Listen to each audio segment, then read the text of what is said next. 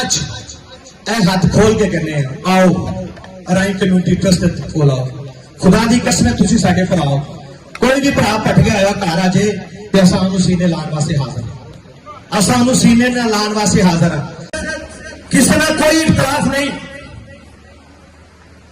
सिर्फ अपनी बरादरी की इज्जत फलाह और बच्चों के मुस्तकबिल वास्ते राई कम्यूनिटी ट्रस्ट अगे निकली।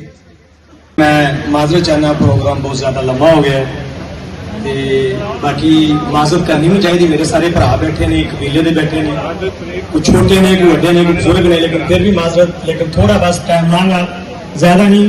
अज मेरे भाई अमार अहमद साहब ने ज्यादा टाइम ले लिया, माशाल्लाह बड़ी अच्छी तकरीर की उन्होंने।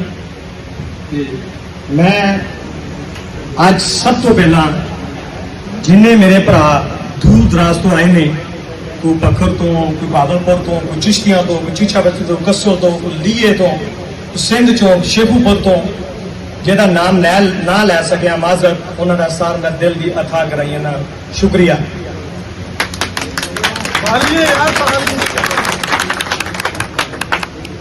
बस 5 मिनट दे दो, मैंने पता थके पे हो, 5 मिनट चाहिए, सिर्फ ज्यादा टाइम नहीं चाहिए, सिर्फ 5 मिनट लांगा। मैं राई कम्यूनिटी ट्रस्ट, लोग मैनू कहते ने कि जी ट्रस्ट का मतलब की है, तुसी फंड इकट्ठा करते हो।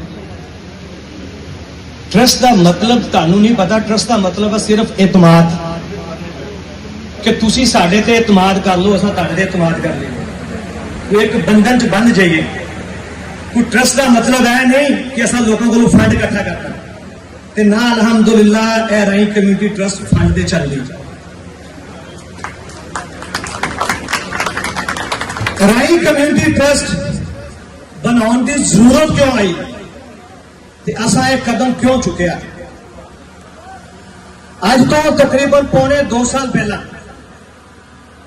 असां इस कम्यूनिटी का आगाज किया सिर्फ 4-5 बंदियां तो। और वो क्यों किया कि कुछ नाम निहाद टोला राइयां का, जिन्होंने राई कौम नूं एवें बिला वजह यरगमाल बना के रखा, वो बिला वजह के लोगों को फंड लैके एवं कही जाते तुहाडे सरदार बने करते। उन्होंने सिर्फ बेनकाब करने वास्ते और अपने बच्चों के मुस्तकबिल वास्ते ये 5 भरावां दा टोला निकलिया। अज यकीन करो, मैं जिन्नी दफा भी अपने घर च अपने डेरे से प्रोग्राम किया है, खुदा की कसम मैं एक रात कॉल करता, सवेरे मेरे को बैठने वास्ते जगह नहीं मिलती।